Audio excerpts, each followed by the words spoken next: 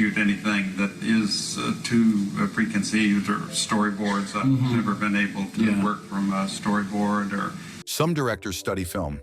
Terrence Malick breathes it. In which a man and a woman are joined together. It's like... He doesn't watch movies the way we do. He doesn't look for plot or performance. He looks for something else, something older, something hidden between the frames. For decades, Malick has been cinema's greatest ghost. He rarely gives interviews. He doesn't attend premieres. He works in silence, building films that feel less like stories and more like meditations. But behind that silence, there's a library, a collection of films that shaped everything he's ever made. These aren't just his favorites. They're his teachers, his prayers, his blueprints for how to turn light into meaning. Malick doesn't borrow from these films. He communes with them. He lets them live inside his work quietly like memory. Here are the 10 movies Terrence Malick holds closest. The ones that taught him how to see, the ones he never stopped watching, the ones that made him who he is. 10. 2001 A Space Odyssey. Malick doesn't just admire Kubrick, he understands him.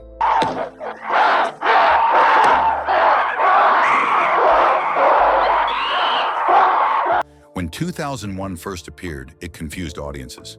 No clear plot, no easy answers. Just silence, space, and something beyond words. Malick saw it differently. He saw permission. Kubrick showed him that cinema doesn't need to explain. It can just exist. It can breathe. The long, slow shots of planets turning, the silence between characters, the way light moves through darkness. All of it taught Malick that patience isn't boring, it's powerful. In The Tree of Life, you can feel 2001 everywhere. The creation sequence, the cosmic scale, the questions about existence that never get answered. Malick learned from Kubrick that you can make a film that feels like a prayer, that you don't need dialogue when you have wonder.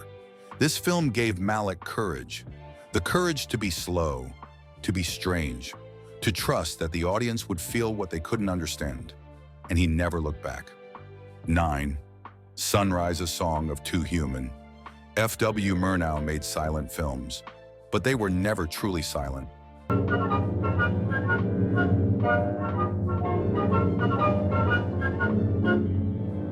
Sunrise moves like music, like wind through tall grass. Malick saw this film and learned that cinema is rhythm before it's anything else. You don't need words when you have movement, when you have light. The story is simple. A man almost destroys his marriage, then fights to save it. But Murnau tells it through shadows and sunlight, through the way bodies move in space, through morning fog and city lights. Every frame feels alive. Every moment breathes. Malick has said that Murnau taught him to trust the camera, to let it wander, to find poetry in ordinary things. In Days of Heaven, you can see sunrise everywhere. The golden hour light, the slow, drifting camera, the way characters exist inside nature rather than against it. This film showed Malick that the oldest language in cinema is still the most powerful. Just light, just movement, just the truth. 8. The Passion of Joan of Arc. Carl Dreyer made a film about faith, and Terrence Malick never forgot it.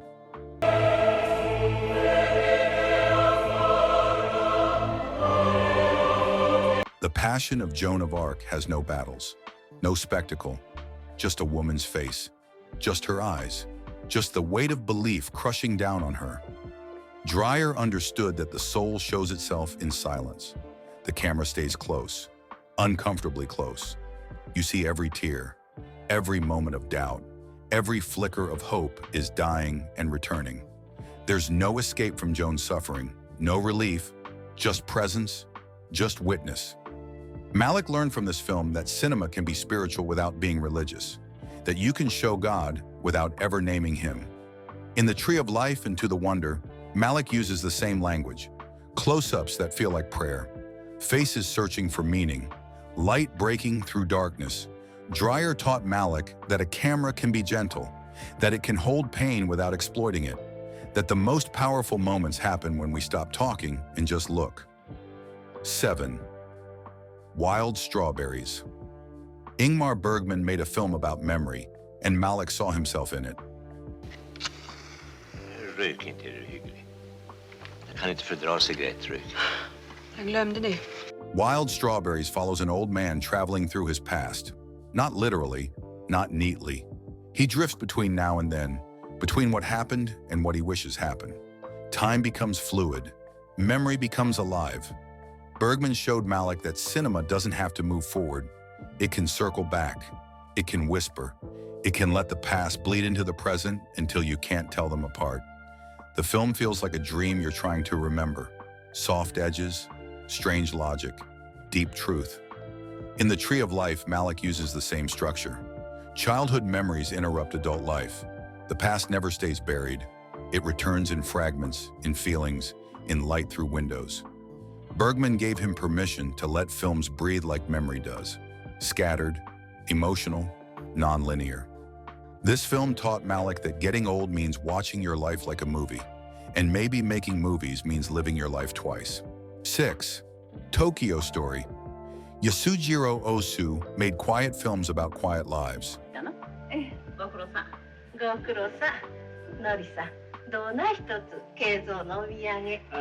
Tokyo Story has no drama, no explosions, just a family slowly breaking apart. Parents visit their children. The children are too busy. Everyone is polite. Everyone is distant. And underneath it all, there's an ache that never goes away. Ozu's camera doesn't move. It sits low at eye level and just watches. It doesn't judge. It doesn't manipulate. It observes the way life actually happens, slowly, with long pauses, with things left unsaid. Malick saw this and learned that stillness can break your heart. In The Tree of Life, Malick borrowed Ozu's patience, the way families hurt each other without meaning to, the way time passes and we can't stop it, the way ordinary moments, a dinner table, a glance carry the weight of everything we can't say. Ozu taught Malick that you don't need conflict to make cinema. You just need the truth, and truth is usually quiet. 5. The Searchers. John Ford made westerns, but they were never just westerns.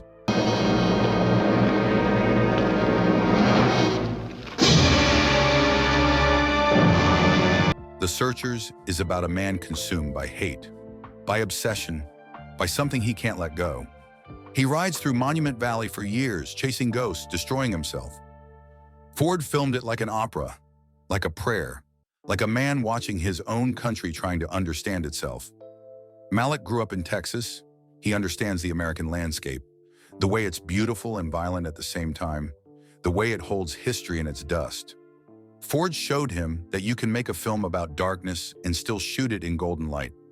That contradiction is where truth lives. In The New World in Badlands, you see Ford's influence, the wandering, the horizon, the way characters exist inside the land, not above it. Ford taught Malick that America is a feeling before it's a place, and that feeling is complicated, haunted, unresolved. The Searchers gave Malick his American soul. 4.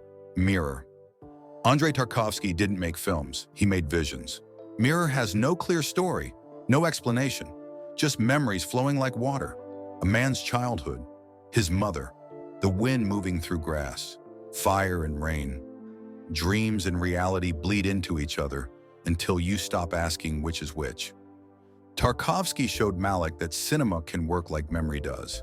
Fragmented, emotional, impossible to organize. You don't need 3 acts. You don't need cause and effect. You just need a feeling.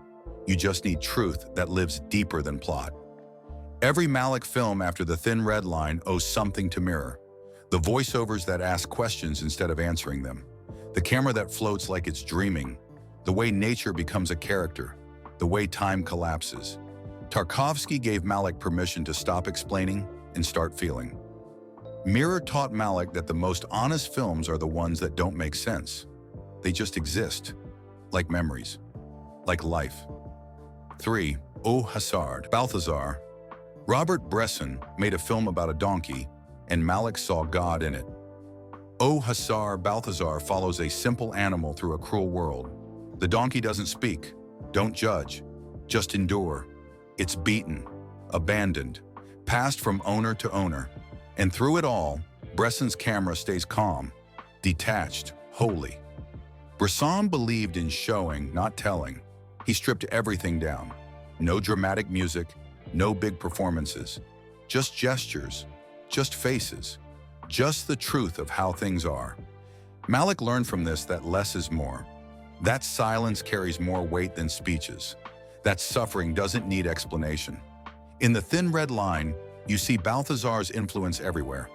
The way Malick watches soldiers like Bresson watches that donkey. With compassion, with distance. The way nature and violence exist side by side. The way innocence gets destroyed quietly, without fanfare. Bresson taught Malick that cinema can be sacred, that a camera can see what we miss, that grace exists even in cruelty. 2. The Battle of Algiers. Gillo Pontecorvo made a war film that feels like a documentary, like the truth. The Battle of Algiers has no heroes, no villains, just people trapped in violence they can't escape. The camera shakes. The streets are dusty. The faces are real. It doesn't glorify war. It just shows what war does to human beings. Malick was teaching philosophy when he saw this film. He was thinking about violence, about morality, about how good people do terrible things. Pontecorvo gave him a template, a way to show war without celebrating it, without making it beautiful, just honest. When Malick made The Thin Red Line, he carried this film with him.